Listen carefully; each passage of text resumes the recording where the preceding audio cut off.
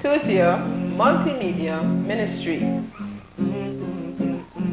Everybody wants freedom. And you shall know the truth. The loud cry of the third angel's message to the world. Everybody wants freedom. Freedom to teach. Freedom of speech. Grace and peace. This is the Tusia Multimedia Ministry, and welcome to our program, And You Shall Know the Truth. My name is Cynthia Odin, and we are entering into a new series called The Rights Forum, in which we will be discussing rights, freedoms, liberties, and republicanism. Our presenters are Brother Westman Mandudam and Brother Shannon Bartolome. You are therefore invited to watch, listen, learn, and receive salvation. May God richly bless you. And now, I present to you Brother Shannon Bartolome, the Executive Director of the Tusian Institute for Religious Liberty. Good day, viewers, and welcome again to the Rights Forum. Let's now begin with a word of prayer.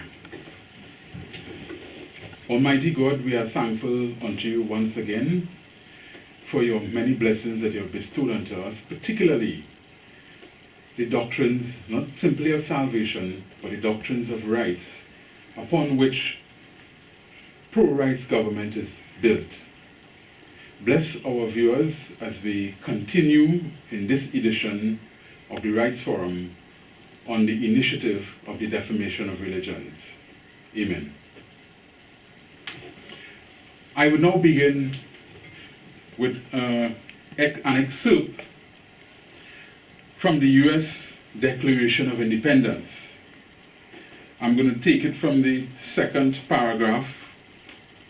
Quote, "We hold these truths to be self-evident, that all men are created equal, that they are endowed by their Creator with certain unalienable rights, that among these are life, liberty, and the pursuit of happiness, that to secure these rights, governments are instituted among men, deriving their just powers from the consent of the governed, that whenever any form of government becomes destructive to these ends, it is the right of the people to alter or to abolish it and to institute new government, laying its foundation on such principles and organizing its powers in such form."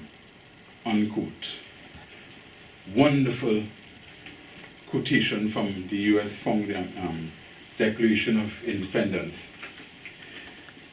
Now it states that we have been given rights by our Creator. We were created with rights. We were endowed in the act of creation with rights. So rights were endowed unto us within the very act of creation. So it is a creational endowment from God. We have three basic rights. The first right, which is the right of religious liberty, or to serve God. Then you have the second right, and is also second in rank. Each right is ordered in rank, the first right being the most important. The second right is the right to life, and the third right, the right to private property. Now, we were not only created with these fundamental rights, we were also created with certain dynamic functionalities called personal freedoms. And I just want to identify the list of freedoms, the list of personal freedoms. One, they fall into two categories. The private domain category, which belongs to the zone of the mind, and the public domain category, which has to do with the external, outside of the mind. Quote, freedom of thought, freedom of belief, freedom of choice, freedom of opinion, freedom of speech, freedom of expression, and freedom of movement. So you have the first four, and the last three identifying each category. Now, each human being has these personal freedoms, and without these freedoms, we just can't function. We just can't exercise our rights. These freedoms facilitate the exercising of your rights. You have a right to life. If it is, you have to acquire resources to maintain that right. You have to exercise your freedoms. So, put it this way.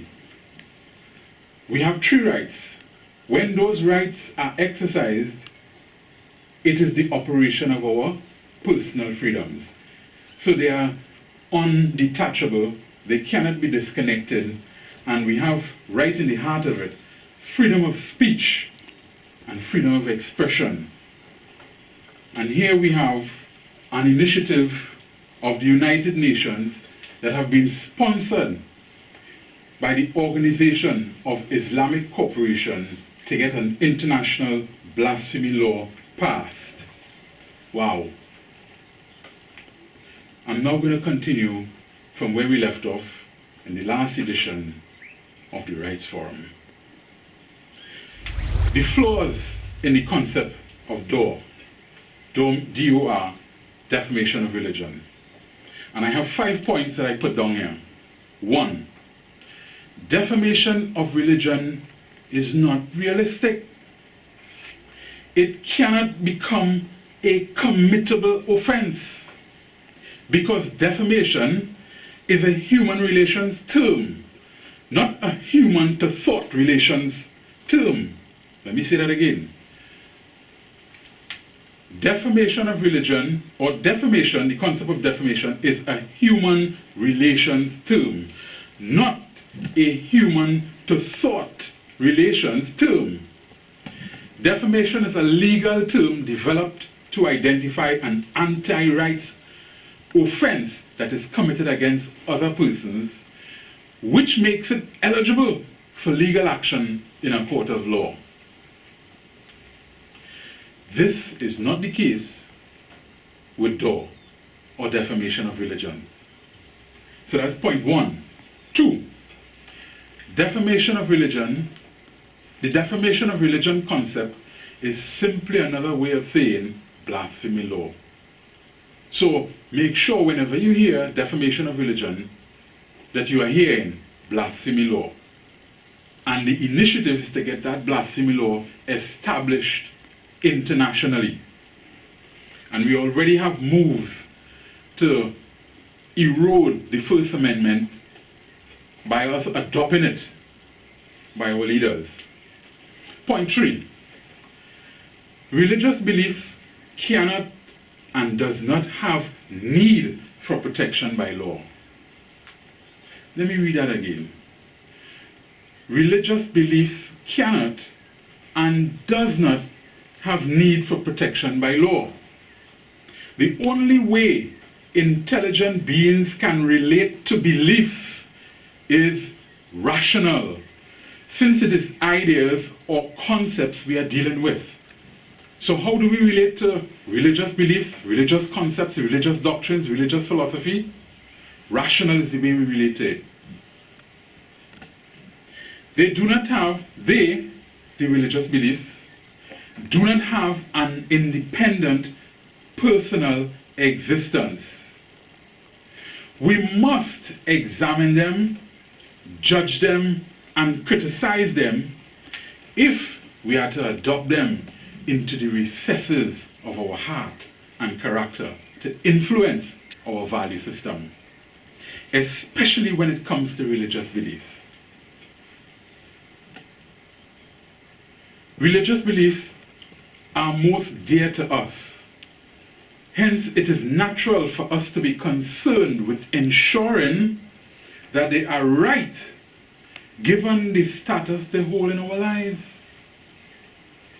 History also testifies that millions have died in the past and continue to die due to murders being committed in the name of God and religion. And we have a lot of testimony in history that have been occurring. Go way back to the 16th century. Point 4, my mistake. It is time that religious tolerance replace religious persecution, both at the state level and at the level of religious groups, taking actions against those that criticize their beliefs or make efforts to convert others to their religion. So when those kinds of circumstances arise, whereas persons seek to convert followers of one religion to their religion, the attitude ought not to be religious persecution or intolerance, but on the contrary, tolerance, and relate in a dispassionate manner to those persons that seek such. Human rights must win out if civility, equity, the rule of law, and justice is to prevail in our nations and regions of the globe. Let me say that again, and I'm saying it slow. Human rights must win out if civility, the equity, the rule of law, and justice is to prevail in our nations and regions of the globe. 5. If defamation of religion becomes international law, woe unto this world. DAW will erode efforts to advance Republican liberties, free speech and religious liberty being the keystone of such, for it will stem religious advancement and peaceful coexistence between religions and cause an increase in religious persecution and intolerance.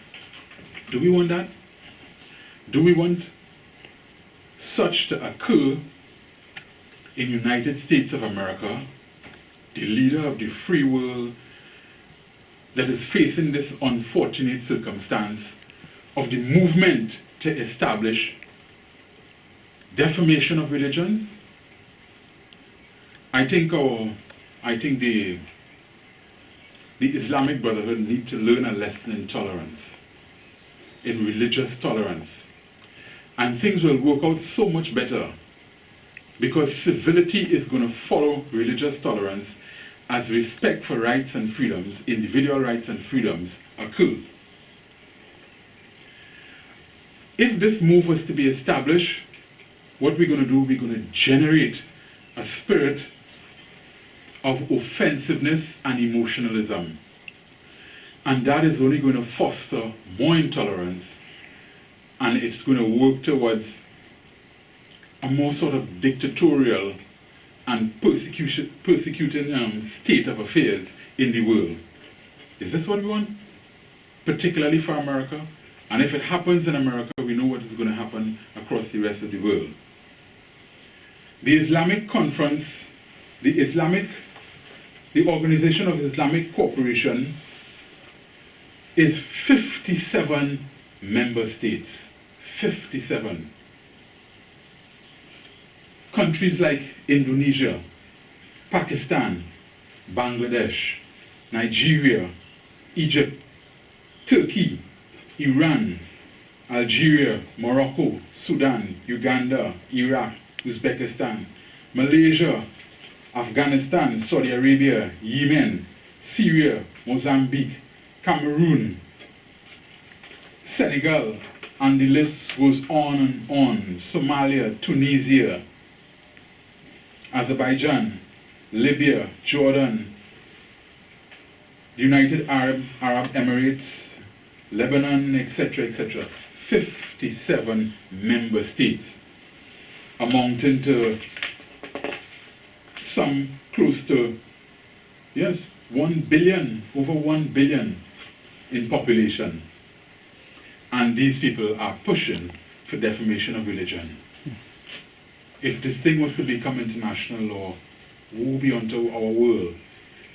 Because there, the flight of our freedoms and our rights will occur en masse.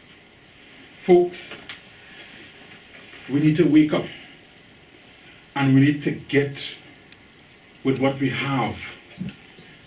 United States of America have a Bill of Rights that it has no other in the entire world. The First Amendment is absolutely historic. It is the foundation of our happiness. Because happiness will not certainly occur within the experience of violations of our rights and freedoms. You don't enjoy violations of rights and freedoms. On the contrary, you enjoy the fulfillment and exercise of your rights and freedoms. And as I read out before, get a copy of Personal Freedoms. Go to www.firstfreedomthink.com and you're going to get a wealth of information on our doctrines about personal freedoms, detailed explanations that is going to assist and help, that is going to fortify you and place you in a position to take a stance and defend the First Amendment and your personal freedoms. And by the way, Jefferson called it Republican freedoms. Okay, so I read the flaws in the concept, and maybe you should get a copy of this program so that you could familiarize yourself more with the flaws in the concept of law, so that you can be in a position to now defend the First Amendment. And in the defense of the First Amendment is defending personal freedoms and is defending religious liberty. Folks, all of this, we have not left God out of the picture. Because the 10 Commandments embeds the 3 basic rights. What does the first commandment says? Have no other gods before me. That's not an optional command. That's not good advice. That's not a simple statement that is not obligatory. That has the force of a right.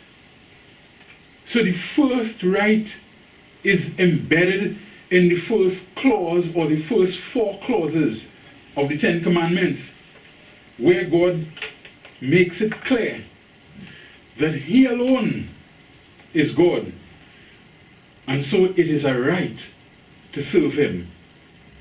Service to Him is therefore not optional but mandatory, and it has a divine imperative to it.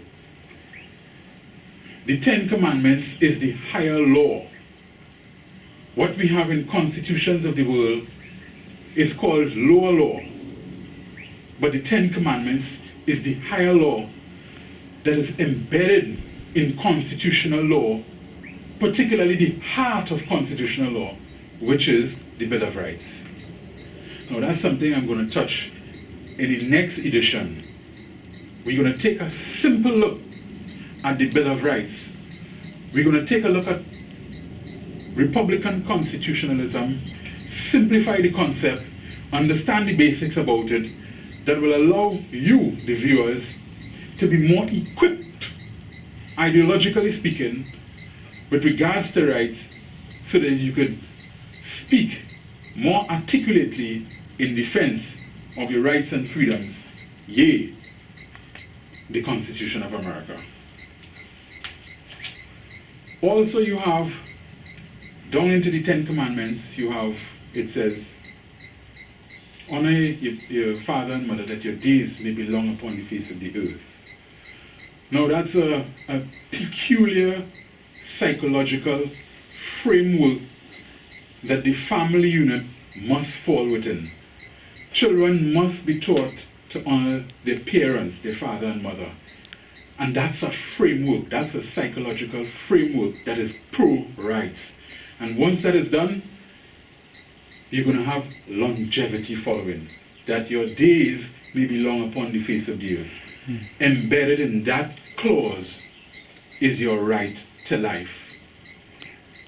If you want to ensure the sustenance of your right to life, then have the right attitude to your parents, and you will not destroy your character. Fortunately, you will perpetuate it in your family and in your children. Thirdly,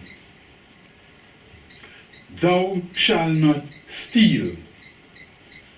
So this clause is telling us that we ought not to go after our neighbor's property and take it. It doesn't belong to us. And again, that is not optional. What is being said here is so mandatory. It is saying to us that we have the right to private property, and so we ought not to steal. And since the gracious God that we serve has provided a globe, a world for us to live in, then God has provided sufficient that we ought to work and toil after, to acquire, to sustain our right to life, that we may exercise our right of religious liberty in service to the Creator. So yes, there we have a summary of it, and I didn't plan to go into all the details of it, but you can look into all the clauses of the Ten Commandments, and if you reflect on it carefully, you will see all three rights embedded therein. So folks, be sure to follow Jeffersonian Republican constitutionalism. If these things are done, we seek to sustain our republic, and we will now be a blessing, as America is supposed to be, to the great world. Let me just remind you of personal freedoms again.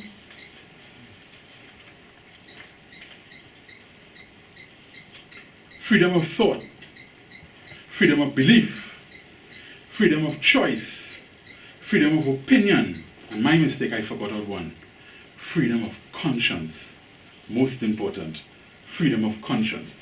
Those 5 points identify the private domain freedoms, freedoms that belong to the zone and world of the mind, our thought world. But when you come to now external, in our relations to the public, you have freedom of speech, you have freedom of expression. Now there's a little difference. Freedom of speech is limited to oral or vocal speech, but expression goes further, because you can express by body language, you can gesticulate. So you have a slight difference between freedom of speech and freedom of expression. And of course, all of that has to occur within movement. We have to move to acquire goods and services. We have to move to acquire education. We have to move to acquire materials for learning. You have to move to acquire resources to sustain our physical existence, like food and shelter, clothing, and so on. So movement is a critical freedom as well. Yes, so get this program, go to our website, get further documentation, understand the doctrine of rights and freedoms, understand personal freedoms, and you can go as far as you want in learning and equipping yourself for what is coming ahead. The world is no longer a nice place to live, based upon the movements of evil men abusing their freedoms to establish a world that will be dictatorial and tyrannical. Citizens of America, if you don't have a constitution, it is time to get one. Understand the Bill of Rights in particular. Go over it over and over again. Learn a bit of how it was with the founding fathers and appreciate what you have in the United States of America. It's sad to see what have been happening. It's sad to see what is taking place, what have been taking place with the ACLU. It is sad to see what is happening in the movement of transnationalism that is seeking to have international law imported into local jurisprudence to affect the Constitution and erode the Bill of Rights. It's your responsibility. Get to know it, learn it well, and obviously all these things are totally consistent with Christianity. Thank you. The Birth of Freedom, edited by John E. Lewis, a host of important documents of freedom. I want to end with quoting the first freedom of the Bill of Rights. Article 1, quote, Congress shall make no law respecting an establishment of religion. That's to who? Congress. So this is a command to Congress that it shall make no law respecting an establishment of religion or prohibiting the free exercise thereof, or abridging the freedom of speech, or of the press, or the right of the people peaceably to assemble and to petition the government for a redress of grievances, unquote. My dear fellow men, get the Constitution, make sure and get a copy of the Bill of Rights, and get to know the First Amendment like the back of your hands. Thank you. Freedom, everybody wants freedom. Freedom of thought, freedom to talk. Everybody wants freedom, everybody wants freedom. Freedom to teach, freedom of speech. We have